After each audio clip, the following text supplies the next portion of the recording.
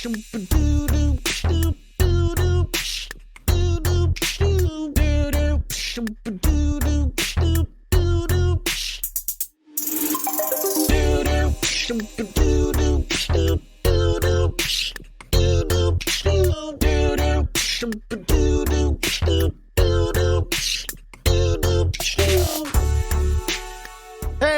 everybody, welcome to episode 145 of Tactical Crouch. KickedTripod here with Yiska and Volamel. Good to see you all. Thanks for being here. You like the show, go find it everywhere. Just search for Tactical Crouch. It's literally everywhere. Everywhere that you can search for Tactical Crouch to watch or listen to it, it is there. So that's how you stay up to date with that. Patreon.com/Tactical Crouch if you want to support. Yeah. Yo, how fun was Gamer Caper? Very. Dude, actually so much fun. Banger. Blue did such a good job. If you haven't checked that out, check out the Gamer Caper pilot episode.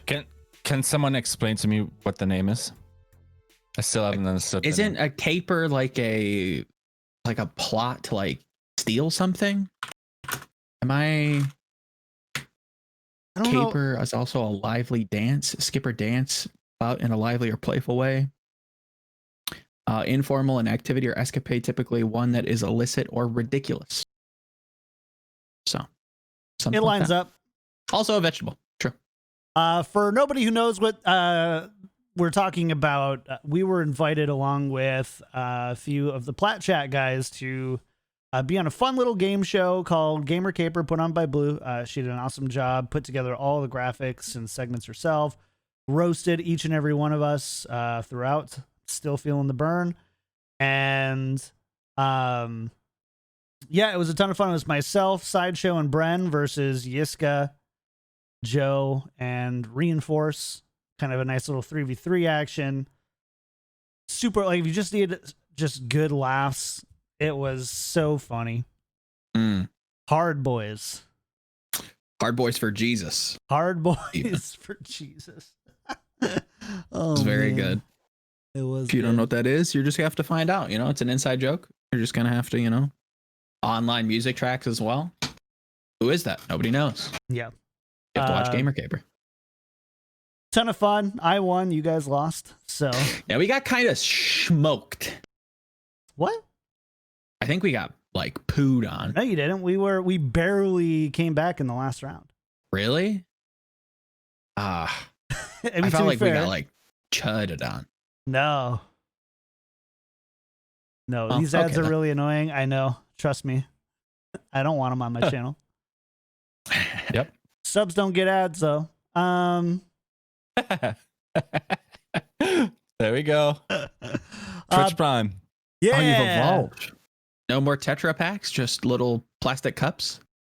Do you know like when you have dogs and you put food in their bowl, you get close to the bowl when food's in there? I'm the one that goes for the jugular. Stop talking about my food. I will decapitate you by biting your neck off. Yeah, I don't know. Yeah, I got also because I'm drinking alcoholic beverages. And also, if you want to be advertised, pay me. True. Free ad space right there. So we're drinking out of the yellow thing. Sounds good. I'm about it. All right. Speaking of, I'm not going to say it. Bad segue. Thanks to our big patron producers. I was like, speaking of alcoholics, let's thank our patron producers. And I'm like, nope, can't do that. Big thank you to our patron producers: Refine Bean, Fredino Pin, Battle Crab, Kuchikopi Lotion, Rex Zane, Audio Compass, Kasha67, Sharp, Picasso, Nathan, Your Misery, Hunter Tane, Fabled Steven, Roger B, Owen, Chris R34444, Orbjorn, and I listen to this podcast whilst on the toilet and in the shower thinking of Yiska and Peace Camper. The rhythm's coming. The rhythm's getting there, boys. It's starting to click. About time to go through and refresh it so we don't get too into the zone there, but we're not going to do that. If you like the show, go to patreon.com/tacticalcrouch. Whew. I'm so full of anxiety this week, you guys. This isn't going to Really? be a great. Yeah. Well, it's election week here in the US. Okay, So. I understand. Yeah, I understand. Tension That makes sense. So a lot of games. I'm going to be playing a lot of games. I already voted.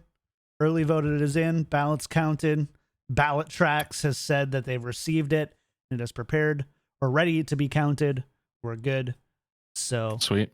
Very good. I never know where I can You've go with done like your part. making jokes, but like all 3 ballots made it. So, you know, it's like, you can't joke about that this year, man. You can't joke about that. Anyways, let's talk about Overwatch, I guess. Is that what we do? Let's do that. All right. Where do you guys want to start? You guys said we would go with the flow. Right now, the flow sucks. So, you know who else is kind of like, I'm raising an eyebrow? That's the NYXL. You know what I'm saying? Mondu's LFT now. That's weird, yeah. I don't know what's going on with this team. What's happening? Mean, the Mandu LFT makes some sense, right? Like, does it? If you're downsizing, which I suppose, I'm not sure if NYXL is one of the teams doing so. Mm-hmm. I mean, they could definitely use with some fat trimming, but was he fat? That's the question. He's behind Jonak, so yes. Is he not a main support? Chat, correct me if I'm wrong. Am I dumb? Who? Yeah, he is a main support. Okay. Oh, my bad. So he's behind Animo, who I've been outspoken on as being I'm stupid. Yeah. Big turd. Yeah. I mean, not the person, big turd. The player. Not the person, the player. I'm sure Animo is a well and fine young man. Not a big fan of his play. Animo, don't take it personal, bro. You're doing this shit for 17 hours a day. True. And he says what you're doing for 17 hours a day is turd, but don't take it personal, bro. Like, it's not personal. It's just your existence. I've been waiting for Mondu to come into this team. Right. And to see him depart is bizarre. Is a little weird. Right. Don't know exactly where they're headed again. Can Sabiobi continue to be like the face of your org if he does decide to maybe hang it up, maybe step away permanently? Like, do you keep him around? Is he, the captain of your team still? Like, how long does he have it in him? What's going on with Libero and NYXL? You know what I'm saying? This kid has been on the bench for a hot minute, doesn't deserve to be on the bench. You keep putting people behind him that play in front of him. Yeah. Give him to a team that actually wants him. Again, I say that in jest, but it's where is this team going? Because I think this season in particular, we've started to really see that shift away from like that dominant season 1 NYXL that's like winning everything and just pounding people and just no problems, just 4-0s and a handshake. This season, a whole lot more competitive, let's say. I just want a second. I want to take a break because chat's going nuts here already and we didn't address it at the top. Rumors. We don't and won't be discussing third-party rumors on the podcast this offseason. Yep. We had a discussion about it and we just don't feel good about it. It is the people who are how should we say this? It's detrimental if we decide to speak on things that are unconfirmed through. That is a problem. Reports. It actually really jeopardizes moves. Yeah. I will also say I am in this to create value, not take value from someone else. So yeah, that's just, and I think we can still make it interesting. Yeah, there's plenty of actual like verifiable things to talk about that we don't have to necessarily. Once they are verified and a little bit more concrete, then 100% we can talk about it. But and I'm sure during the discussion we will, every once in a while it will slip and we would talk about, but this player is blah blah blah and like all but confirmed. And I mean, it happens. Don't take it as like an ironclad rule, but. It is it, but if you're just like, there's a rumor that came out today and we're already not talking about it, it's not included in the spreadsheet, it's usually intentional. We're taking this a lot more seriously, I think, in action. I think we've all kind of agreed on how we feel about those types of rumors that aren't ours to room. And so that's what it's going to be here. If it comes from a first party, like, you know, if packing puts a pair of eyeballs and a jetpack and something else, then sure. That's very different than. Yeah, we can speculate. Speculate's different. Because it creates value, right? We're not taking anyone's value. We're adding value to the community, but by creating hype around these. Exactly. So, anyways, honestly, I'm gonna be honest here and say I don't care if you like it or not. That's what we're doing, and so it'll still be fun and juicy. Yes. How do you spell? It's RUM homebound. RUM. Rumor's gonna room. All right, back to NYXL. Just so that we. So okay, if we're going to speculate, something that I think would be a fun speculative exercise. Who could use Libero? Right. Who could use someone with Libero's talents? Again, I'm actually at the point where I wonder if chat actually knows who Libero is. Do you know what this guy can do? Here we go. Right. Tell him, Joe. Yiska doesn't even have him in their top 12. Hey, flex DPS.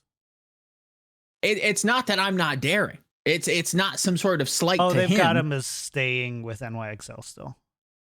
Maybe they do. And I hope they do. I hope they understand what they have with him, because he, at least in the past, was. I don't know if he still is, because we haven't seen him play in God knows for how long, right? It feels like it's been forever since we've seen this kid play. It's kind of honestly a tragedy, and I don't use that lightly. Yeah. It really does feel really gross that he has not been able to like really become the star player that he could be. Like, maybe not to the degree of a Fleta, but like that same super hyper flexible, can do whatever you need him to do, has a pass that's as colorful as the rainbow. Like, it's like, come on, this kid deserves a starting spot. Could he go to a team like Florida? Maybe. I don't know that they would need him, but maybe they have room for him. Maybe Albert has a plan, but it's where do you kind of have him put, John? Like, where would you like to see Libero? Any particular teams in particular? Like, you're like, you know what? I'd love to see Libero take his talents to Miami. I mean, unfortunately, you're asking the wrong guy. Because you want to see him like maybe on Soul for market. So here's the thing: I'm looking at the spreadsheet right now, and I'm looking at people right now who don't have confirmed flex DPS spots. Right. Sure. Yeah. Philly, Atlanta, Valiant. Oh, Philly. Paris, that'd be spicy. Defiant. Could Defiant pull out Libero? Do you go with maybe Washington? But like, Philly is unfair. Atlanta would be kind of. Now you're cooking with some gas, John. You want some Atlanta? Decay Libero? Nah, bro. I need a cigarette. I'm already done, boys. Like, gross. I don't know if he has it anymore. I'm going to be honest, Joe. I haven't seen this to be honest, now in minute. I agree.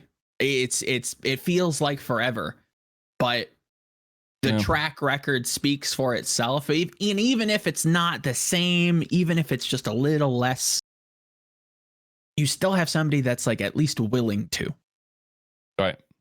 do whatever it takes. He's played a fantastic diva in his past. Mei, Hangzhou, Doomfist, Genji, Pharah. Like, he's proven in the past that he can do it all. Why is it now he's not being able to see that stage time that he actually is warranted? That's the big question. It's kind of sad. I'd love to see him. I think he could really play for anybody, like John's saying, like anybody who doesn't have like a flex DPS starter already listed. I'd love for them to put in a bid. I'd love for Seoul to put in a bid. I'd love for Washington to put in a bid. I think like unless you have the best flex DPS in the world or something, you've got Prophet, like I don't know what he's going to do behind Prophet. I don't know if there's anything that you really run him behind Prophet for, but anybody else, he's going to at least see split playtime. I feel like even 100%, even as a specialist, you want to bring him on for like a Hangzhou meta or whatever. I mean, granted, again, COVID kind of makes things a little tough just where budgets are at right now. We've seen like a big global decline in terms of what, or a big shift rather, in terms of like where teams are looking and how teams are situating themselves. So maybe that's not necessarily feasible or warranted right now, but yeah. And that's not even to say that I think he's like the best flex DPS in the market. But he's definitely up there. He's 100% valuable. This is a team that I think is like, I'm really leaning towards Washington, and it feels weird to say that, but somebody needs to have him. And with the way that they're building, I'd love to see a Mag, Decay, Libero roster. Are you kidding me? That's kind of nasty. That's kind of already cracked. That's kind of nasty. Yeah. So I think like league the value minimums for everybody else, but kind of nasty. Maybe. Definitely going to be hard to. That's a team that I'd love to see this season. Like, okay, we know that everybody's, kind of strapped for cash, but what are you actually paying? Because you've made some early moves, like Decay's early, Mag, just like no reports on like Decay is kind of a holdover from last season, but yeah. Sure. I mean, they had to give him a new contract, to be fair, right? They had to set him up with a new contract. Yes, you're correct. Right. But okay. We don't. So they had to give him a new offer. We don't know how much of that was already pre-agreed based on his signing of the shorter contract. Sure. Yeah, that'd be kind of interesting.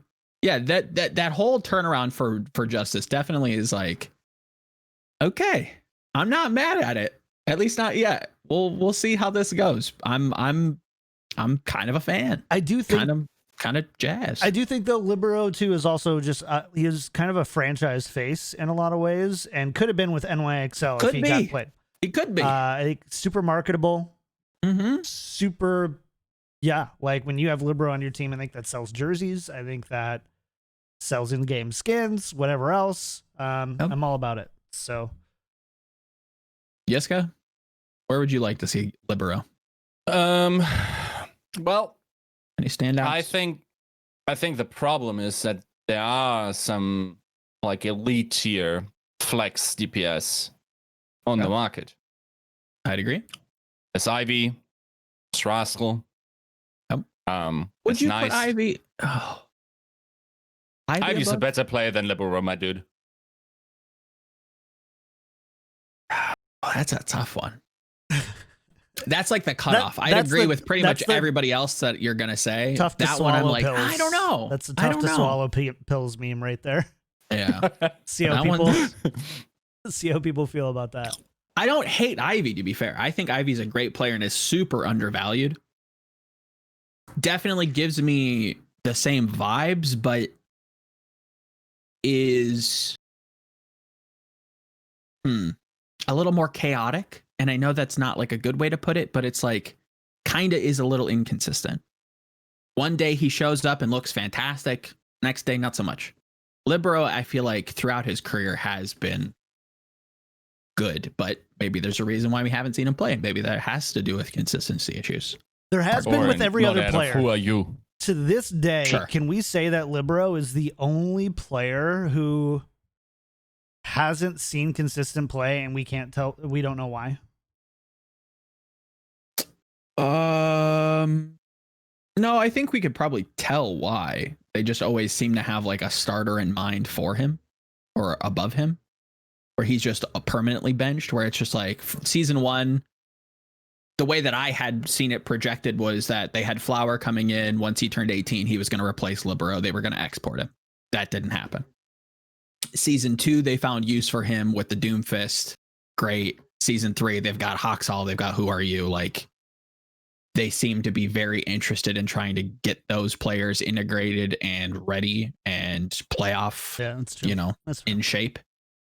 So it is weird that we haven't seen him, but there are like not excuses, but like you can see where at least NYXL is coming from, where it's just like, okay, this is going to be like our second string, like ironclad, no problems. We put him in when like we need like a band-aid, but we don't really have a 5-year plan for him, let's say. I'd love for him to get a 5-year plan and say like, hey, this is where we want you to be. This is, the idea. To what Yiska is saying, there are a ton of flex DPS. You're saying nice. Like, what were some other names on that list? Kind of continue that Rascal, like you're Ivy, saying. Nero, Ursa, Pelican, sure. Decal. Yep. That's a bunch. I'm not sure if he's first row picks for elite teams. I'm gonna be perfectly honest. They probably. That's also a weird one. It never got to me why he isn't playing. Right. Like, really don't know. So I can't really evaluate that situation at all. Why? Mm-hmm. So we'll see. I guess that's kind of what I was trying to say. Is like, yeah. Still doesn't really make sense. There's just something like, with Rascal, like, why isn't Rascal playing? Like, we ended up getting information out of just like, Krusty wants people that'll do the dishes. Pretty much. And he's not doing the dishes. Like, there is definitely that, or a coach has come out and said this or that. Like, I don't think a coach has ever come out and say, we're just not playing Libero. Yeah. I mean, NYXL's been very tight-lipped on like any kind of decisions they make. While their like marketing, it feels like, and their branding is like very strong and like very apparent, their coaching communication is definitely one that could use a retuning, because you don't really know what's up with them, and most of the time you don't really need to, but it would always be interesting to see like what, or like hear from the coaches, even if it's just like a it is a post-game little chat. It is worth noting that at this point, as far as I can tell, NYXL has not committed to signing or re-signing any of their players for the 2021 season. Right. They're all still under an option that has to be exercised by November 13th. By the 13th. Yep. So bear that in mind. We could have an NYXL Libero 2021, but here's one for you, John. Okay. Does NYXL ever get rid of Sabiobi? When Sabiobi decides to stop playing the game. Okay. I think. Is there a point where you kind of hope that they'll jump the shark and be like, okay, you were the face, but now we're gonna do something else? Is there a time or a place where like you can see them being able to do that and being okay? Like, not financially, but like just PR wise, because he's so beloved. They have like merch after him. Like, NYXL needs to win without Sabiobi before they can get rid of him, or Sabiobi needs to leave the game. I think so. You don't think they could ever like part ways with him? I don't think, like, if let's say Sabiobi doesn't come back for 2021 and he goes and he plays for Boston or whoever else. I don't like. Totally random. I know what you mean. I don't think that there's a world where NYXL wants that to happen. Sabiobi wants that to happen. And I don't think, if I'm NYXL, I don't think you have to pay Sabiobi all that much to stay and be a franchise face without being a franchise player. And by all that much, I mean compared to the money he brings in for the organization, relatively, even with limited playtime. So, and he could still shoot. Like, it's not like he's never gonna get to see play. But I agree with you that it's tough for Sabiobi. I personally think that his time is about up. I think they might extend him one more year, and I think he's done, or he moves into whatever, a player coach role or player manager role, or he does some 100%. Stuff as a content creator. Something like that. I think that's like the ideal here. There are too many talented, specifically hitscan DPS, that I'm very concerned with his position on this team. But I don't know, to be fair, but I trust them enough to understand like what they've built with him and how much like stock the fans have with him and this brand, and like those two things together. But there's always that instance where it's like, okay, we had this kind of happen. Well, I shouldn't say I don't really follow League, but we had this happen like with League of Legends for a long time, where there was like these obvious franchise players, and at some point you have to let them go. They are not in that 5-year plan, like I'm saying.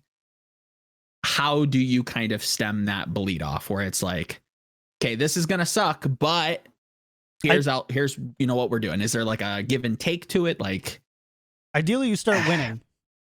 Once you have a winning team put together, hopefully somebody has stepped up to fulfill that face of that winning team. Like Jonak could have been it. Right. There's some argument. I think he's a big. He's a big name. I can't exactly pinpoint why he hasn't garnered, I think, the support as a franchise face like Sabiobi has. Right. A lot of these things are intangible. It's not something that comes down to stats and awards. You know, look at Pine, look at Sabiobi. These are, both players who play well enough to play, but don't, they aren't the league MVP caliber people that you build franchises behind. They're the personality people that you build franchises behind for whatever reason. Some controlled, some not.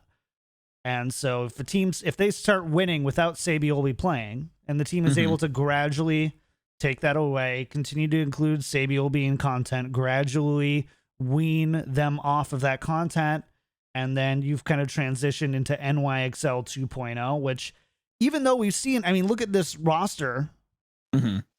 This roster is not NYXL 1.0 by any means. Oh, for sure.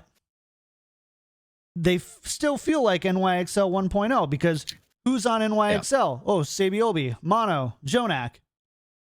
Next. They feel like they haven't fully patched yet. Like they're updating. They're at like 90%, but they haven't like really found their footing. Not only with the roster, but their play style as well. They filled vacancies in NYXL 1. They didn't transition to NYXL 2. And that is, I think, where their work is. While stifling the bleeding that they're going to have by losing some players who fans really love. Yep, I agree. And then doing that and trying to maintain results, because if you lose your players and lose results, because NYXL, from a results perspective, you just look at wins, is not a bad team. No, not at all. It's probably the third best, second best. Arguably league. The most consistent team we've ever seen. Just napkin math, probably. Yeah, napkin. I think Shock are probably close, but they had their first season, which was whatever, like a 7th, blunder, 8th, and then first. So that's kind of weird versus like NYXL is like 3-2-1 or whatever. So they're one of, if not the most consistent franchise in the league, and so that is going to. It's going to play at odds a little bit, and as how much do you need to compete for the future? There's obviously financial reasons as well to restructure.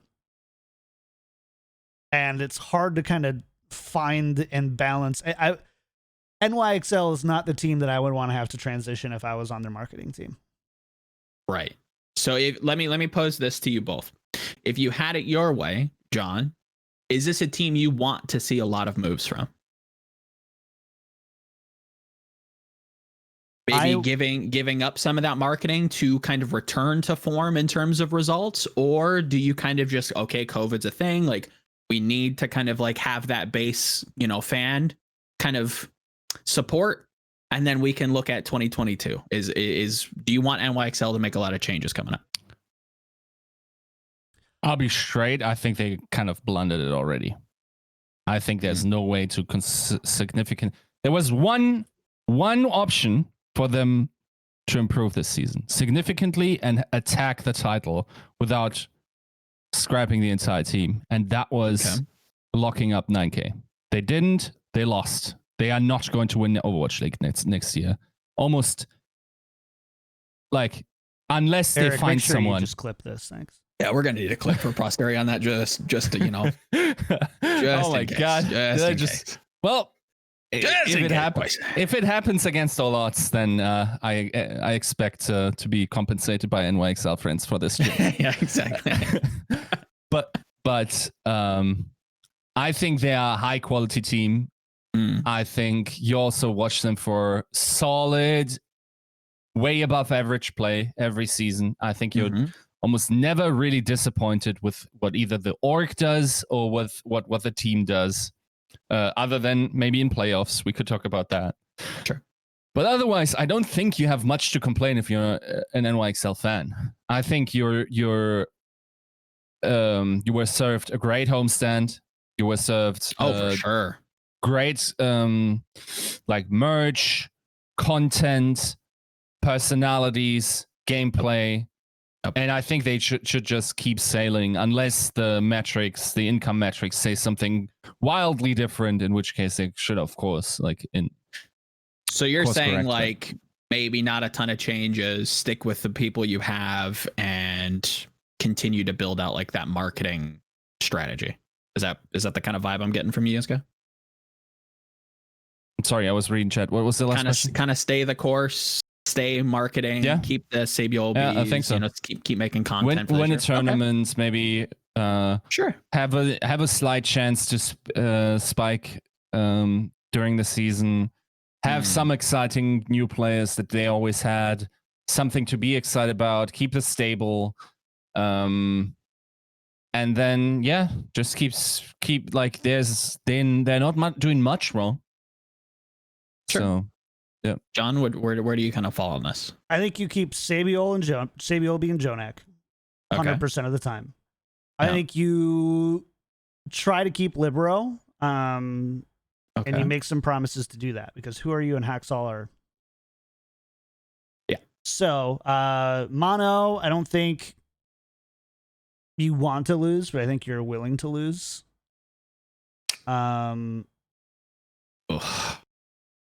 Mandu, they had a mutual agreement release.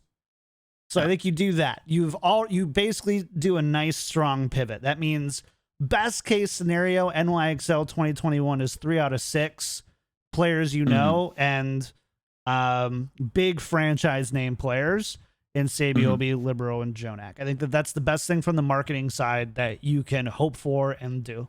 You bring in not a terrible core, right?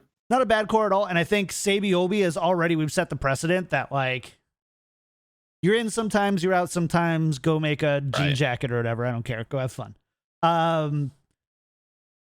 Libero, I think I could totally see the team renewing a commitment to that, especially after last year. Can say everything you want about 9K, but didn't love that. That's probably the only stab at the title that was like available outside of like really shelling out for like talent this year. I feel like there is like a stupid super team that you could build for the NYXL. It is just a gamble though. It is a massive gamble. I think the big finish. I don't want to hijack your point. Finish your point and then I'll kind of give my piece. I mean, all that to say, I think that there is a way to pivot and transition this team without losing your marketing core. I think that they've got, unless they're willing to shell out some money. Right. Which I don't know what NYXL is doing. I think we've all kind of operated off of the assumption that they're just these bottomless pockets and they're kind of willing to invest whatever they are. In a way, yeah. But in the way that this has already taken so long to announce any new signings, I'm a little bit worried that they might be tempering that a little bit. You know, so you can't just go like, all right, well, let's sign Fury and Bumper and, you know, just like who are the highest paid people on this free agency list right now? Like Bumper probably would cost a ton. Fury obviously would cost a ton. I don't know. Do you go Slime, Toby, Jexa? Dude, there's such a sick. There's so many sick rosters that you could build. The question is, do you have the money to build it? That's the thing. That's where I'm like, NYXL has like a title contending team, maybe not a title contending coaching staff, but you could make a playoffs team that will pound if they want to pay. That's the big question, though. The thing is, okay, I think what might be happening, and there's no juice. It's just like you are a team that has Korean players. You're competing for Korean players. Yes. You are in the market with the 5 Asian teams that don't have to necessarily have the same economic realities that you have. You also already know that in your region, there are big players that have bought the dip or are in the process of. I think at some point, as a top earner, you stop totally competing and just keep cruising and see, like, with what you have, what you can achieve. I don't think, like, with certain marketplace. Now with like a who are you and the Hangzhou grab, I don't know. That felt very aggressive. Yeah, I mean that is like they probably had good reason to believe that they still could be performing top tier. You also can't really predict that you're going to sit in a region with Shanghai Dragons and whatever. So yeah, I don't know. It's weird, but this team never had like the after season 1. The team never had these ridiculous peaks that are required to win titles in this league. So, and I'm not sure what brings it about. I think it mostly comes from coaching staff or ridiculous players. If you say that again, hold on. After season 1, you didn't think that they could win a title? Really? They haven't demonstrated any peaks to suggest as much. Yeah, no. They never reached when measured. I think I'd agree if you're measuring against the peers at the time. I think season 2 they definitely looked good, just not as good as the other 2 teams. Right. So yeah, I agree. Yeah. Okay. I mean, you're choosing your strategy in accordance to what the market is doing, and the market is either cheap, either cruising, or some are shelling. So yeah, I tend to agree. I think that's probably the safest bet right now is to probably like maybe not overspend and just like continue with like what you have. Maybe it won't be the same results that NYXL is or the NYXL fans are used to. But that's not to say that this team will probably be bad by any stretch of the imagination. I think they have like the core to do well, maybe make playoffs, but maybe not a deep run. And I think that's better than just losing all of the faces that people have come to know and love. I think bad for NYXL is painted very differently than bad for other teams. Right? Oh yeah. So like, I mean, this is same thing for Shock, right? Bad for Shock is outside of the top 5, right? Yeah. Bad for NYXL is probably, I would say, outside of the top 8, but still underperforming if they're outside of the top 6. Yeah. I think that's probably safer for this team in the long run, especially going into 2022. The dangerous thing is to lose everything that you've kind of built up. People love Sabiobi. People love Jonak. You gotta pivot and preserve is, I think, the 2021 NYXL mantra here is how do we pivot and preserve. But it's also these guys have already sort of tasted what everyone else is going to be denied, which is running a homestand. Right. So there may be some juice there. Well, not juice in the terms of like rumors or leaks, but the idea of like, okay, we understand how this model looks. We understand like maybe projections are a little bit different for them because they've gotten to use it. Right. Maybe that's positive or negative, to be fair. Right. Yeah. Exactly. So maybe we'll see what their strategy is coming into this. I think that's like the big last thing is like, what do we want this team to be? If this is going to kind of be like a coast year, okay, fine. Is that just what we can assume from the NYXL going forward, or is there going to be a change up? I think that kind of communication is something that I'd love to see from most of the league. It's not even like a specific criticism of the NYXL like brass. It's more of just like everybody, where it's like, okay, Yuki comes in, here's our goals for the season. we're probably not going to win, but we're going to try our hardest to be able to like support EU and do, you know, the region proud. Okay. Gives me a little bit more clarity of what I can expect from this team. Not a whole lot of other teams are really like giving you that kind of like look where it's like, okay, here's what we're going to do. This is kind of where our 2021's looking. These are kind of our vague outset goals to kind of not temper expectations, but maybe even set some. Is that something you'd want from the NYXL? Maybe like just a league change as a whole, seeing a little bit more communication from them? From maybe like the GMs kind of coming out and be like, okay, here's our play. Yeah. I will say they need some exciting signings. I'm a little bit bored of their profile. Just a little bit, you know? I agree, but you can't coast and then get exciting signings. You can try something. I was excited by London Spitfire in season 3. That wasn't. Is that coasting? That's a weird definition of exciting. Yeah, no, like I don't know. Try something. Like try to find the next Jonak or whatever. Like do something. Like be exciting. You got the core. Like just throw something at the wall and see what sticks. I don't know.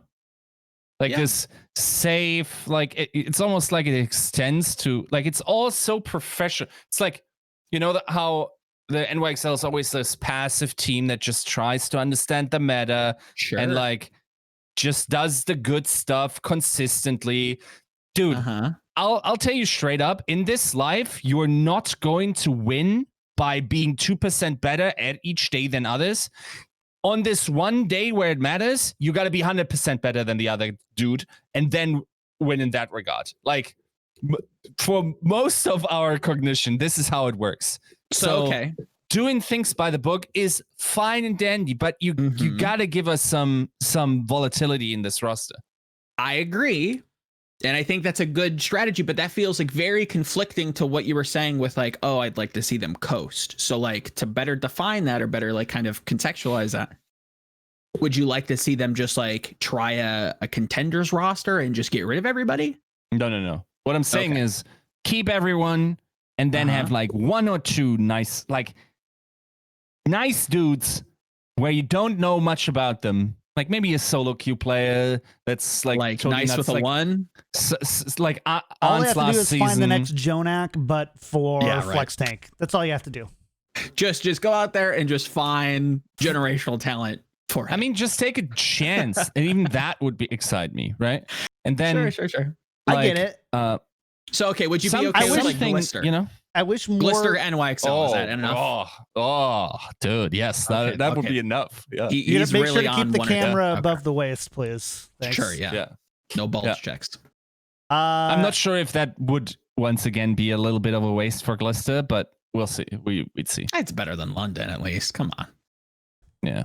I think the kind of point is, and I don't think Yiska and I are really disagreeing on anything here. It's how do you? It's maintaining a core, but pivoting away from that core. Yeah, in a way that's gradual, respectful to the fans, and also can put out acceptable results. The biggest thing that NYXL cannot do is field the same core that they have today and finish in the bottom 8 to 10. Yeah, I don't think that they can do that. They can't hard pivot away and not like get top 3. But I think agree. The one that gives them the most room is to maintain. Like I like Sabioli, Animo, and Jonak. I like keeping those 3. Mono, whatever. Keeping those 3, building around those 3. 2 out of 3. You don't like Libero there, do you? You don't like. Well, you don't like Animo. I like Libero. You don't like Animo. I don't like Animo. You don't like Animo. I think you could do a lot better. I don't think I do either, but I think I would understand if they kept it. To be honest, at this point, I wonder if he's like a big part of their calling structure. And this is like very dated of me to say, but there's something like I don't think he's all like mechanically there, and that's like very like weighted off of season 2. But he they like him. They keep him around. So again, maybe he's got intangibles. And I hate just waving away all kinds of criticism. Like, well, maybe he's a nice guy. I also don't know if they mutually agreed to part ways with Mandu if they were planning on getting rid of Mando as well. Right. Or Ammo as well. Like, so like that's the thing is I think it's more that they're already planning on keeping them, and I'm just kind of keep it there. Yeah. Like I think Sabiobi, Libero, Jonak. You gotta keep them there. Good core. Animo. Get Rascal, dude. Like that would excite me. So you're really on just like the one pump, just just done. Like, dude, this just is like NYXL for me. That's all Yiska needs. In my mind, I'm already like, oh my god, dude, I'm half falling asleep talking about this team, man. Yeah, they're nice. Like they're the dude with like the 75K job, 2 kids, a dog. Like he's thinking about buying a Tesla, but is it a fiscally responsible decision?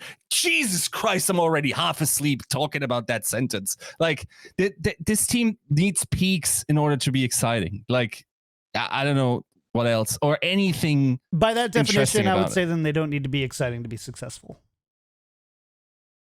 Because at least by not that with definition, the core they haven't been. By what you just said, they haven't been. By what Yiska just said, they haven't. They haven't been for a little bit. I could agree with that. Season 1, they were definitely that. Yeah, sure. Yeah, because they had that Jonak juice, dude. They had like the pine juice. They had the Jonak juice. They were popping. Season 2, a little bit less. Maybe in the playoffs, you can go, oh my god, the Bastion. It's so creative and quirky and innovative. Season 3, not so much. Very boring. Very. Dude, let's play deathball comps, but rotate away and avoid fights, bro. Like that gets the people going. The biggest thing is you run the risk. You run the risk of because I don't disagree. Like ultimately, it feels like NYXL have never even taken the wrapper off. They just feel like they're always just behind the display case kind of thing. Like they're not really tangible. They're not really, and it's worth. Don't you lose value by taking the wrapper off? You do, but it's not that exciting, and you have to be. John wants to play with his toys. He doesn't want to keep them in the box. I personally, and personally, I don't think that NYXL needs this really kind of take a chance injection of new talent here. I think that they can afford. I think that they can afford a more tried and true talent that, some of the best tier 2 talent that they can, with the right coaching decisions, develop well and turn that into something exciting. The worst thing you can do, though, is inject somebody toxic into a core that you love. So let's just say hypothetically Fissure is toxic and you sign somebody like a Fissure, right? Who, again, just purely for example, let's just say he is purely toxic. Speculating. Yes. Let's just hypothetically, you eject somebody like Fissure into there. That's an exciting signing, but they start losing. That is your worst case scenario. And there are a lot of those really exciting signings who have a little bit of that, like, you know, what if under, you know, a coach that isn't as strong as Coach Krusty,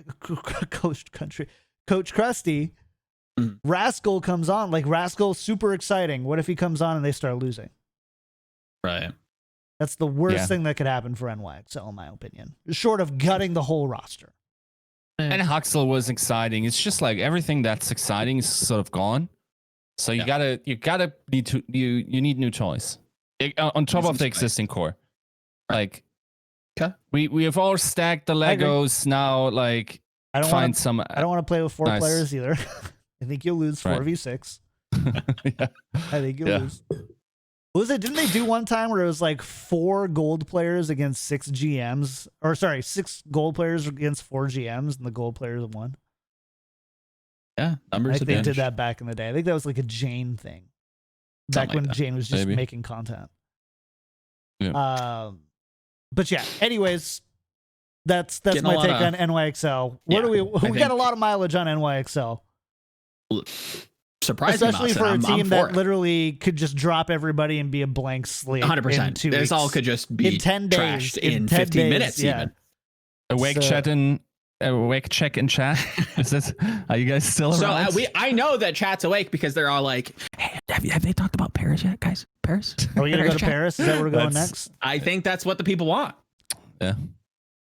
Okay. I think the people want some eternal talking. I was going to say another word, but I mean, that literally, I mean, that's what, if Yiska did a Paris Eternal podcast, it would just be eternal talking. True. Yeah. True. For a long time. So what is this team doing? Yes. Yeah. That's the thing. I don't know where to start. So they don't have a team. FD God. Can you win 2v6? Didn't that change? I don't know. I don't think so. Change? No. I don't think it's changed. I do think that they have like a few players left under contract that they're trying to, at least I would speculate on, trying to move around. But yeah, 2 players doesn't really give me a good. Hold on. Time out. The Paris Eternal Twitter has not tweeted in over 9 days. Yeah. What Probably the also fired. Are you guys doing? Yeah. Yep. Players had to make LFT posts, I guess. I don't know. Unlucky. Yeah. Also, it's all right. He's gone. So, Ben Best, according to the statement, is the only one that's still in talks. By the way, with Paris, and I think I read somewhere that Vala is apparently last remaining staffer, just like having to handle everything. A staffer in terms of like team focus. I'm not sure about anything about the backside, like marketing team or whatever. But that's rough, dude. Like, shout out to her. If she's having to do all this stuff like by herself, like my heart goes out. Like, if your budget is actually gutted and you're late to the party, pack it up.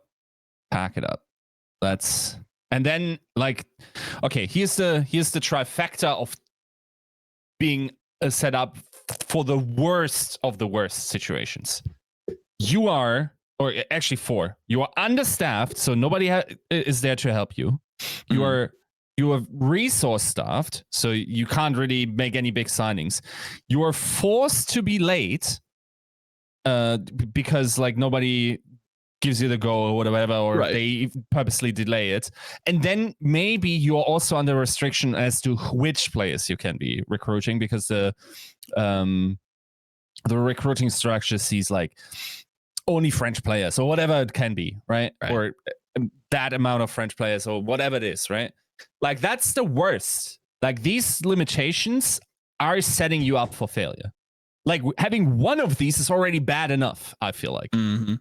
Like, the best teams get to do everything. All of those 4 factors are like in their control, and the best ones, they move quickly, right?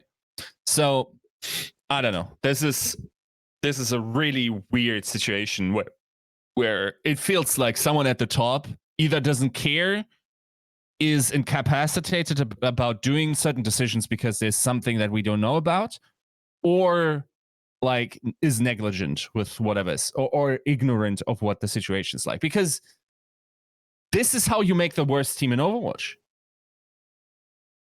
Like, if you're actually thinking about going all French, let the best French players go. I'm not saying that but that's an option that you're taking away from yourself by waiting. Like, you cannot like, what if, for instance, like Ben Best, Nico soon sign somewhere else? Right. Who are you going next to? Yeah. So, it's a significant downgrade to the talent that you had already wrapped up. You cannot screw up 4 of those categories. It's impossible. Like, it's already atrocious if you're bad in 2 of those. Yeah.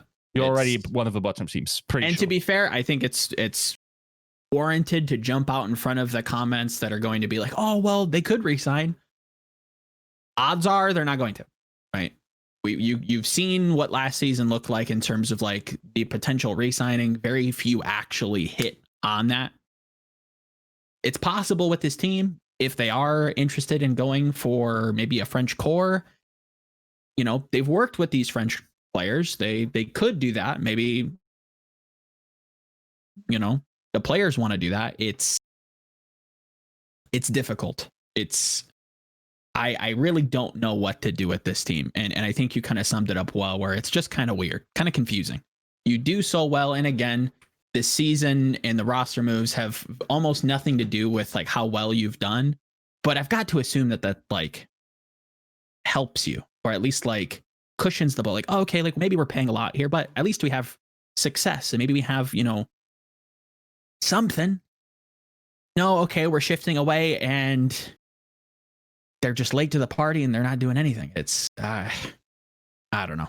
Paris is not only difficult to talk about, but it's so hard. Because like what there's nothing to kind of go off of. It's just everybody's gone. They've got a couple players left over that I don't know what they're gonna do. Yeah. I mean, so, and here's the thing though too, when players are released and they aren't exercised for options and nobody else picks them up and they go back to the original team, they usually go through, it either means that no one made an offer, right, or the offers were pretty dang bad and they're just kind of like the devil at that point. Yeah. And then you're still going, probably, again, would you say that they're going back for like a lower contract though? Like, I don't. Maybe they have to. Not but, like a norm, like a lower, like. Lower than what you had last year. Let's say that. Would you agree to that? I would say some of them would go back for a lower than they had last year. Right. Yeah. Usually. I would say usually that's the case where they don't want to pay them that high amount the year before. Right. Because otherwise they would have just exercised your option or, re-upped you, whatever. Yeah. So I don't know. It's kind of weird because they're kind of doing what. They're like doing an NYXL light version of kind of what we were just recommending. Like you keep XC, you keep FT God, two of your better, younger, long-term. Hopefully they keep them, yeah. They had their options exercised. Right. Unless we want to. Yeah. I mean, if that's the case and that's the core that they're working with, I mean, it's better than nothing. It feels. Bench did bring up something really interesting that I didn't know, so I'm going to say it out loud. He says, don't forget exercising options this season forces teams into previous years' PSA roles, i.e. guaranteed salary. Right. That's a very good point. That's an excellent point. Interesting. Yeah. So all that to say, like, I don't know. I could totally see that. I mean, just by that alone might mean that there's some exceptions where we're seeing a lot less options being exercised because of that reason. And two, maybe you do see some more players coming back under similar contracts, just under new contract rules. Yeah. That I think that actually might be a little bit more likely. I didn't actually know that. So like using last season's. Yeah, using last season's like hit rating of how many people were actually released from their contracts and then re-signed with the same team might actually change this year. That's kind of interesting. Yeah. And maybe that's exactly what Paris are doing. Maybe they, have to let them go to re-sign them. So it's almost like putting them on waivers a little bit. Yeah, it's interesting. Yeah, it's so maybe, interesting. Maybe all hope isn't lost. Maybe. Yeah, it is. I mean, like, still though, so people who had their option declined soon. Do you guys think soon comes back? And do you think they come back to the Eternal? I think he could easily be their franchise face. I think he not only. You don't think so? I think he's their veteran franchise face. Yeah, he's not too camera facing or personality wise. I don't even know like if it's even that. But then again, I don't know. I don't. Maybe he's like a huge guy in the French scene. I wouldn't know. I mean, true. Yeah.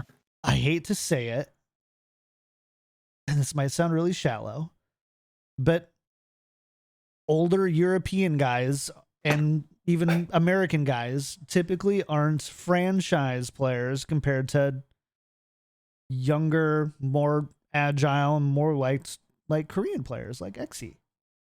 I think Xe is the future of that, and soon could be the franchise player in the local market.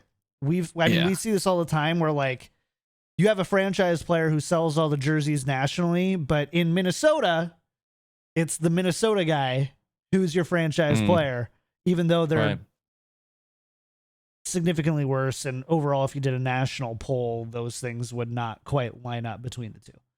So, like, I think soon is a huge marketing plus for Paris for multiple reasons. But I think he's your Sabiolbe. Like, maybe good enough to play. Still, I think he's probably better than Sabiolbe on this team in particular. Like, he fits this team perfectly, and that's where I'm like, okay, if there was ever a player to get for the Paris Eternal, it would be Soon. Still has shown competency in terms of mechanics, doing very well for himself there. I've got to assume, and again, it is an assumption, that he's a big name in the French community, has been around for God knows how long in the Overwatch community. He demands, a lot of attention, and I if there was a player to keep, I think it'd be Soon. Well, okay, I say that, and then I look at FD God. I think in terms of value, it's probably FD God, but in terms of like big picture, I weirdly enough let me put my ask money on this. Soon. Let me ask this, right? Yeah. So you're European, like we know Spitfire pretty much is going to European players, right? Right. They've said as much. Are you looking at it at Soon? Are you like seeing this and think, okay, maybe I bring up a young guy that has more potential, but then I have the backup guy. Like if that is at all in my budget. And once again, like if you want to double up, it's probably best to double up on the DPS roles. So are you looking at him? I think you kind of maybe I'm not. I think it'd be short-sighted to not look at him, right? Like that's where I kind of like ask for the definition of look at him, where it's just like, am I inviting him to trials? Am I testing him out in scrims? Yeah, of course. Why not? Not committing to anything. I think in building a roster, no, I don't think that they're looking at them. In building a team, yes, I do. And just so we're clear on the distinguishing factors, a roster are the players that you actually expect to play and build around, win matches, and all that kind of stuff. Okay. A team is everything else that I'm sure people are sick of me talking about on the show, about the marketing, the appearances, the jersey sales, the social media shoulder content, the taking interviews at the end of the thing, the doing the hoorah, let's go team huddle type stuff.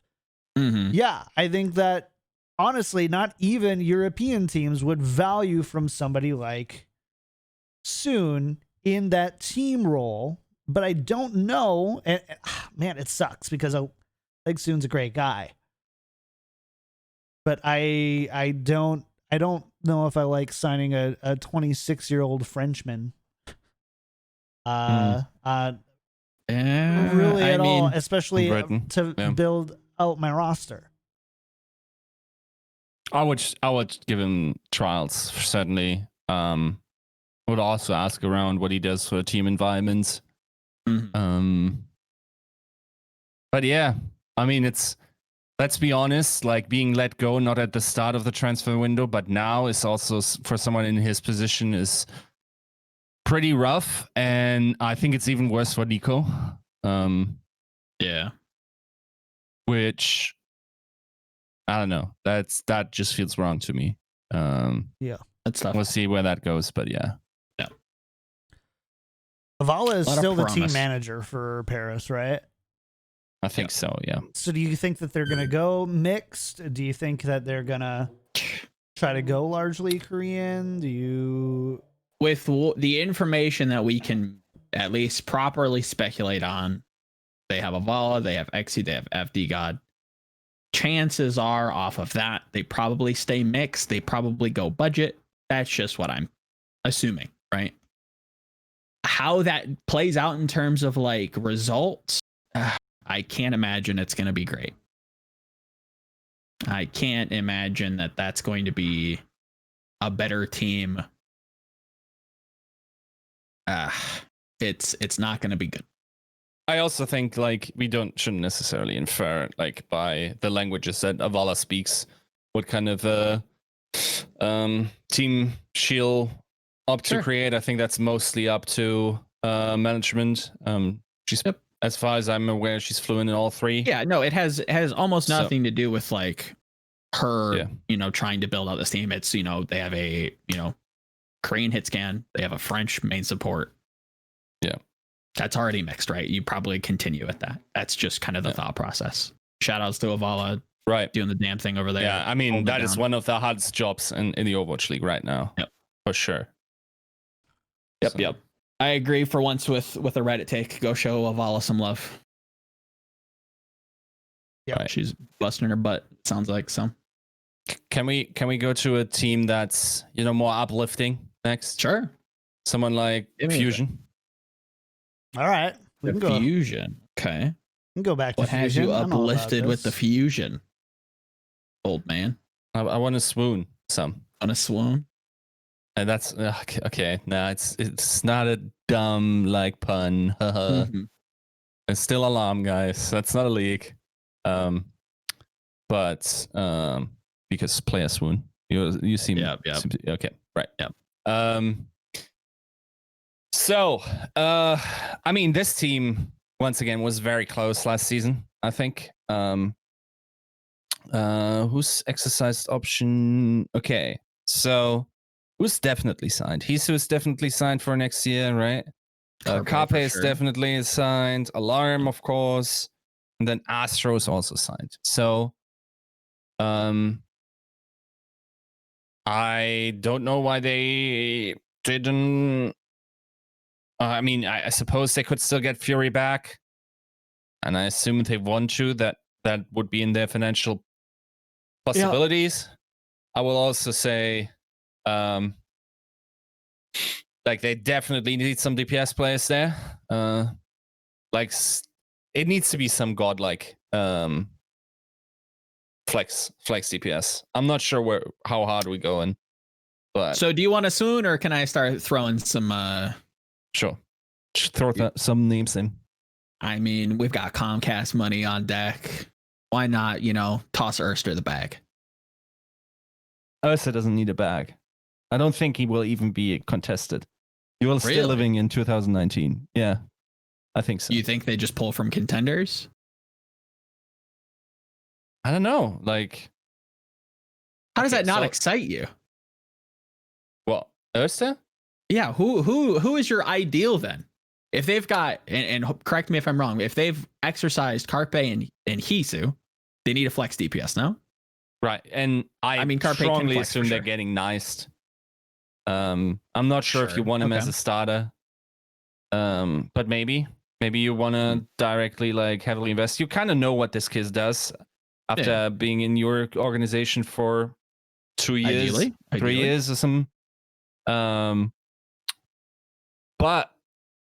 But you still have some options here, right?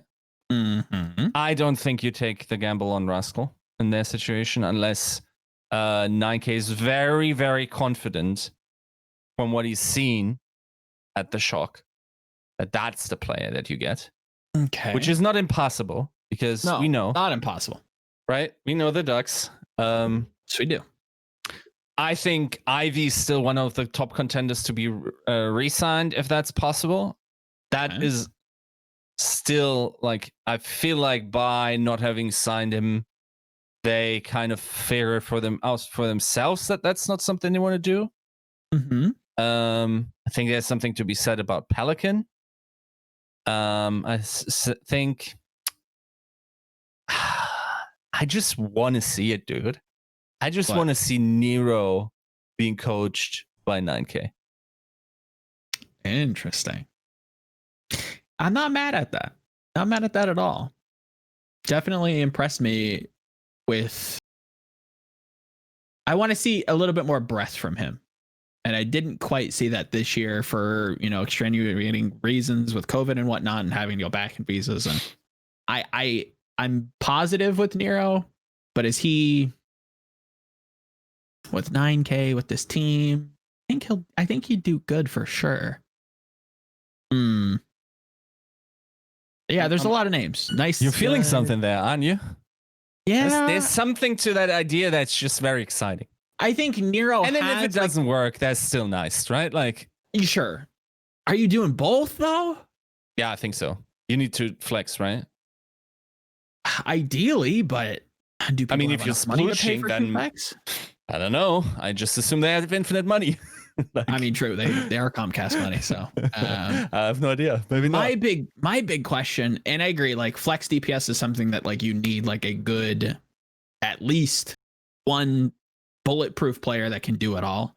But not optioning the tanks. That's a little concerning. That's where I'm like, okay, if you're title bound and if you're eyeing that championship, how much money are you splashing out for a world-class main tank lineup? And who could that be? I don't know. Bro, there's one obvious connection, right?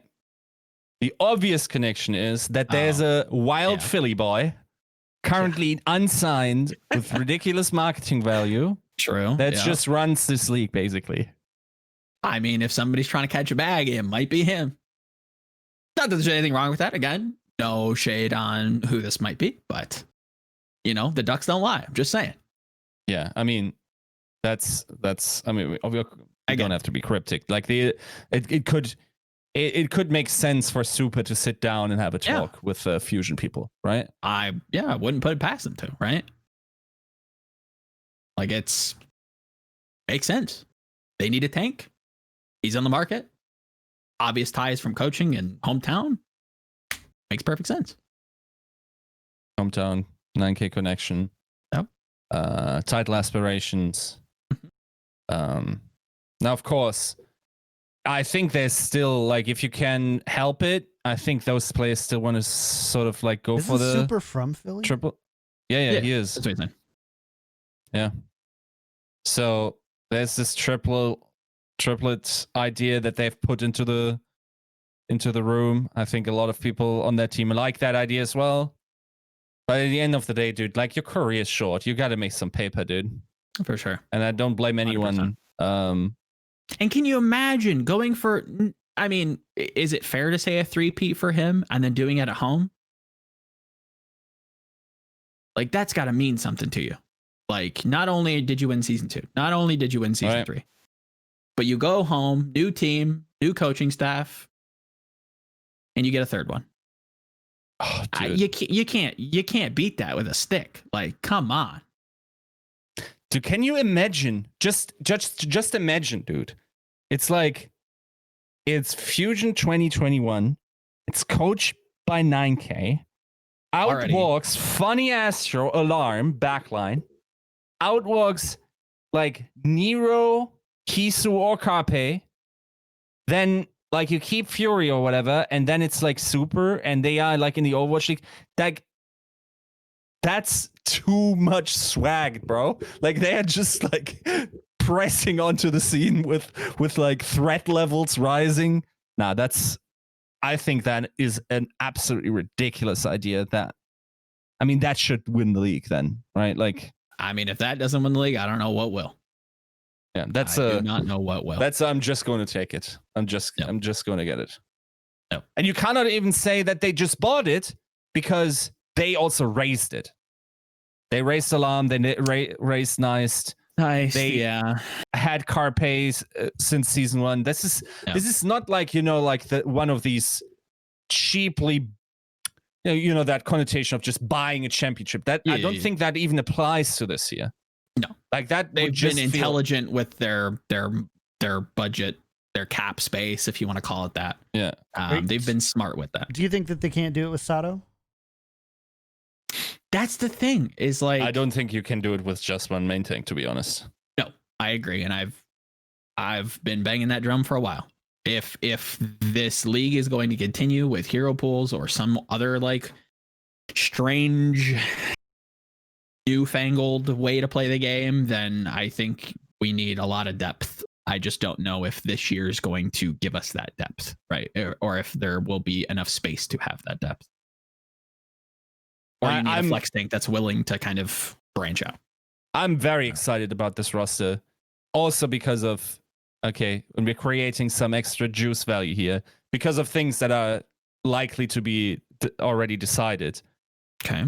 In terms of signings. I am hyped for this team. And I was hyped last season. I already thought this was a marvelous thing. I'm a fan of whatever Fusion are doing. I'm even a fan of whatever Dallas and Gladiators are doing. I think this will do great for the competitiveness of, next season, we're going to have Washington, we're going to have Philly, we're going to have Gladiators, we're going to have Shock. To be fair, a lot of these are out sets. We don't know how the teams are going to file out, but we already should be very excited of next season with what we've seen so far. I don't mean to temper expectations, but let me ask you both this. Will this be the most divided in terms of skill gap? Oh yeah. I think this is going to be very clearly, these are playoff teams. Very clearly, these are not playoff teams. Here's the reason why it might not be as terrible as it once was. Because if the idea is that we're generally downsizing, and even some of the top teams, I think, so for instance, while I heard him talk about the fact that he does think the better teams will have bigger rosters, and that it's also the better solution towards the hero pool uncertainty, which I totally agree with. I'm not sure if they're doing that because they haven't given us the indication of that actually happening, right? Most of those signings are actually in that one slot that they were missing. And we don't know about extra signings yet. Right. So that's a leaner roster, that a supposedly top team that hasn't picked up more top players than they necessarily need, right? Maybe the same is true for other of these five teams. I think Shock is probably going to be a little bit slimmer than 12 players. So that means there's generally, if less teams have less players, that means that the average pool of the free agents, the average skill level at the crop is higher. Right? Or the number of players, the average skill is larger. I mean, if the average number of starting positions is smaller, then talent is more equally dispersed. Therefore, the gap isn't so tight, or actually spaced apart. Maybe it's tough. I hope that that's the case, but it seems like there are teams that can't do that still. There are very few teams that have already committed to not doing that. And there's talent on the table, but they're too late to the party and we still can't get them. If you're a player that's trialing and for whatever reason doesn't land, and a team comes back to you and it's all right, we can offer you league minimum. Is that something you're looking for? Maybe. Can they do that at this point? So deep into the roster building, I feel like there's going to be talent this season that is left on the table that maybe somebody exercises midway through or partway into, but I think there's going to be names maybe left on the table. But I like that. I don't know. What do you think, John? Is this a divided season? Do you think that things could be a little bit more competitive than we're giving it credit for? Wrong guy. Wrong guy. Fair enough. Do we want to do one more before we get out of here? Yeah. Let's sure. do it. Your pick, Joe. My pick. My pick.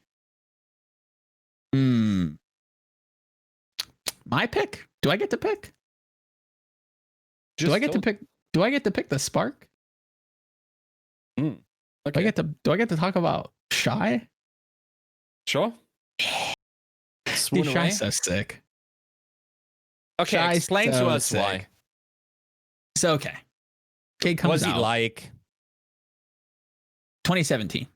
Right. Comes out. LGD Gaming. Sick flex support. You know who actual, like, I think he's like a good analogy to.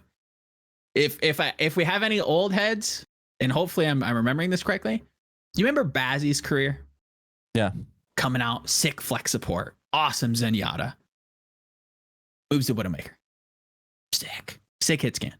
That's pretty much Shy's career, and then some, because he has a little bit more DPS flexibility to him that he has, and Spark has definitely taken notice in and has locked him down since he's been, what, 2018, I think? Let's look. They committed to him basically in early 2019. Signed him to the academy team, stuck with him, and now he's finally getting his chance. He's played Overwatch since 2016 in the Chinese scene, and he's just turned 18. I'll let y'all do the math. This kid has spent his literal youth doing this thing, waiting to play this game, and now he finally gets to. This is a storyline that I am going to be... Okay, I'll put it like this. I hope this is like made or content is made for. This is a story that you kind of owe this player who has spent or is kind of a face. Well, I'm not in the Chinese community by any means, but is definitely somebody who is popular. Definitely somebody who has the history to be able to say, "What have you done? Look, let's look at your career thus far and what has led you here." You have tons of information to go off of, tons of people who he's interacted with, tons of history to build on. The narrative writes itself. This is a piece of content that I think would do wonders for the league, and I hope they emphasize it on the broadcast. This is a player that has finally come of age and is now playing in the Overwatch League. I'd love to see that highlighted, especially if he does well, and I expect him to do well. He's playing with players he's played before. I even think it could go deeper than that, but that's speculation that I'm not about to do. Yeah, that's like a Sparkle / DK / who else is like a guy we saw coming from a mile away, and then he finally Alarm for sure. Right, that's the type of guys, and not now in terms it's from of the like Chinese team. Maybe not in terms of like generational, like Alarm. I think Alarm kind of stands in a class of his own. Sparkle in like a very similar way, right? But the essence of the road here and being so long, highlighting that is going to be something that I hope that the league does, because it's right there in front of you. You're leaving money on the table if you don't take this story and go, "Hey, look at this. If you didn't know, now you know." It's such a cool story. If it doesn't work out, you can always just switch to Valorant and play with Bazzi on Cloud9. I think he's definitely could do that if he so chose to. Okay, but. can you explain? Like, we swooned a lot, like history, blah blah blah. Give us the deets. Can this kid aim? Like, is he a mechanical warlord? Describe him as a player. I think he's easily one of the better hit scans coming out of China. I think he's easily one of the better hit scans that we'll see coming into the league this season. Probably at least top 5 for sure, depending on what Korea looks like. And I'm still kind of interested to see what kind of talent they're bringing up. Just a dominant force, can be flexible if they chose to kind of like move him around. I still think you could easily put him on a Zenyatta pick and he'd still do very well. Maybe not the best Zenyatta in the world, but to have that in your back pocket, I think that's very, very dangerous. He's working with a main tank that he's worked in the past with Gusha. Could be a franchise if they wanted to go full Chinese. Could be like rookie of the year if they seem to, if they make some interesting roster moves to kind of support that. I think he has a seat at the table at the very least on the outset, depending on the performance. Mechanical warlord, all of the glowing stuff aside, I think it's a story. I think it's a player that people are not talking about and people should be looking at. I'll take being slightly wrong with Leave. It was a gamble that I missed for the most part.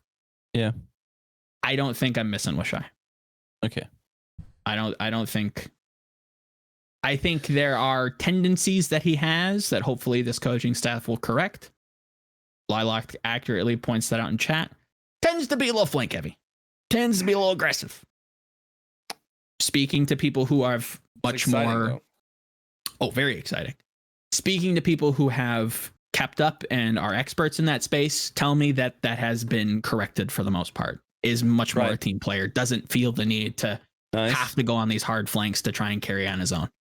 Shy is somebody who we need to be paying attention to, and I hope that the Overwatch League gives him the spotlight at least for a little bit. Yeah, and what's also exciting about this is like, I think there's great cast beside him. Mm-hmm. What I wonder, okay, here's the thing. I remember, like, at some point, was it this season or was it last? It must have been this season, where there was an announcement about, like, they wanted to be active in the transfer market for different, like, they had quite a sizable budget put aside, and they, for one or the other reason, it didn't really come to pass that they could significantly upgrade. Of course, they since or discussion or statement, they got architect, so fair enough. I think, like, this could be the season where Spark goes in once again. They had a quiet second season, right? It wasn't like they made a final, like weren't one of the top teams anymore, but like regularly, like keeping up with the rest. And the thing is, their roster is already quite big. There's only like 4 more signings they could realistically be doing. Yeah, that has me a little worried, because I'm not sure if they might need one more, but we'll see. But yeah, in general, like around this young, I would say, prodigy, it's exciting what could be happening there, because we know, like, real talk, Shy is an elite player, Architect is an elite player, Gush is an elite player, and then the rest, I mean, IDK, borderline. Okay, I'll give them that. So this is a good core, and then if you can juice it up a little bit there, depending on the meta, you can have some. It's also Pagion. We'll see what he can do there. Of course, like coach of the Titans in season 2. So yeah, I'm pretty excited for whatever is happening there, especially because they kind of implicitly stated they have the war chest, and we'll see. Like, did you guys see the gaming house or the team house that they announced? I saw that a bit stuff of that, looked sweet. Like that was kind of well done. Kind of like that. And then, of course, being an Asian team, they have different market realities. 100%. And possibly, like, I don't know. I don't want to talk out of order, but just like from a common sense point of view, going into 2021, if we are going to have live events anywhere, it's probably going to be in China. Yep. Or, of course, Korea. I will say, not to completely derail, I agree that, like, if there's any place that's going to see any kind of or form of live event, and I kind of half expect like the mid-season tournament to probably be either in China or Korea. There's a very selfish desire to see Erster, DM, IDK reunite, to kind of stick it back in China, reform that core of Lucky Future Zenith that, for any Chinese heads, definitely understand like where that comes from. And I don't think that's possible right now with the DPS that they have, because that is a thick roster. But maybe there's some wiggle room there that they can make with. I'm definitely interested to see if there are any ducklings maybe following Pagion and Andante, if he's still there. I'm not too sure. Yeah, Spark is a very interesting team. One that I think people should be excited for. Hopefully, fingers crossed. They should be exciting, to say the least. Maybe not necessarily championship winning, at least not yet. We'll have to see what the rest of the offseason looks like. Again, The offseason is young. If they do have a war chest, they could be signing some crazy free agents. Maybe they do just splash out and get DM and Ursa. I'm not mad at that at all. So we will see. We will see. It is a fun team. And I think that's all we got for you today. I think that's it. Is that it? I think that's it. What is this? Somebody clipped it. Somebody cropped out Joe. Oh, making the funniest I face. mean, that can't not go unused. That's too good. You look like a pirate. I'll put a pirate hat on me. Joe P. I don't know. Whatever. You'll see it if you're in Discord. Whew, that's good. Chat, thanks so much for being with us today. Hope you had a ton of fun. Yeah, we've got a lot to we went through a lot. There's a lot more off season to go, so everyone's kind of like, why did you talk about this team? Why didn't you do this? Why didn't you? We'll get to it, I promise. There's so much time. And then we're gonna have to double back to it anyway. So hey, we'll get to it. I promise. Be okay. We will get there. We have 6 months, guys. No rush. We'll get there. We'll get there. Do we want to play some Among Us after this? Yeah, play a few games. Sure. Got time. All right, we'll keep the stream live for that then. But chat, thanks so much for being here. Hope you had a ton of fun today. If you like the show, go to patreon.com/tacticalcrouch. Big thank you to our Patreon producers: Refine Bean, Ferdino Pin, Battlecrab, Kuchikopi, Lil Shin, Rex Zane, Audio Compass, Kasha67, Sharp Picasso, Nathan Your Misery, Hunter Tane, Fabled Steven, Roger B, Owen, Chris R34444, Horbjorn. I listened to this podcast whilst on the shower thinking of Yiska and Peace Camper. That was one breath. We're in the zone now. We're good. It's there. It's there. Big thank you again to our Patreon producers. Y'all are amazing. Really appreciate you. And thank you to the new subs and resubs. Chris R34444, Fire Elements, Unco, or Enco, not Unco. Careful distinction. A Wandering Cloud and Fredino. Thank you so much for your subs. If you like the show, subscribe right here. Twitch.tv/KickedTripod. Go to patreon.com/tacticalcrouch. Or if you want to support the show for free, go to iTunes. Leave a 5-star iTunes review, and you can do that.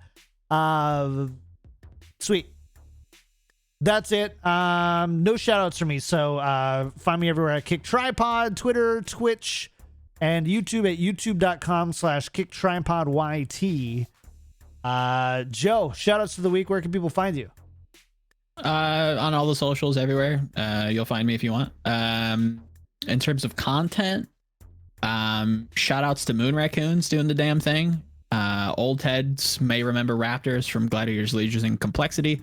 Spoke with him this past weekend with the first strike qualifiers for NA. His team, Moon Raccoons, doing pretty well. So talking to him, kind of picking his brain a little bit. And yeah, doing some Overwatch stuff as well. So keep your eyes out. Yiska, what about you? Doing the do, basically. Just I got to interview a couple of Cisco players out of Blast. That was exciting, just branching out a little bit, but I think sooner or later I'll find my way back to Valorant as well. I still have to go back. There's like 4 or 5 matches that I missed that are really good matches. So, yeah. Oh, yeah. I don't know. Chat, this is fun. I like off-season. Off-season's fun. All right, chat. Well, here's what we're going to do. We're going to go ahead and end the show, and then we're going to play some Among Us. So definitely make sure to stick around. If you haven't played Among Us, or you have played Among Us before and you want to play with us, we'll do our best to rotate some people out and play together. Discord.me/Yiska out if you want to come join us in Discord for that. Other than that, we'll see you on Wednesday. Depending any sort of economic collapses that may happen over the next couple days. We'll see how the world looks, but we should be back Wednesday for Tactical Crouch, and then Friday for Spike Drop.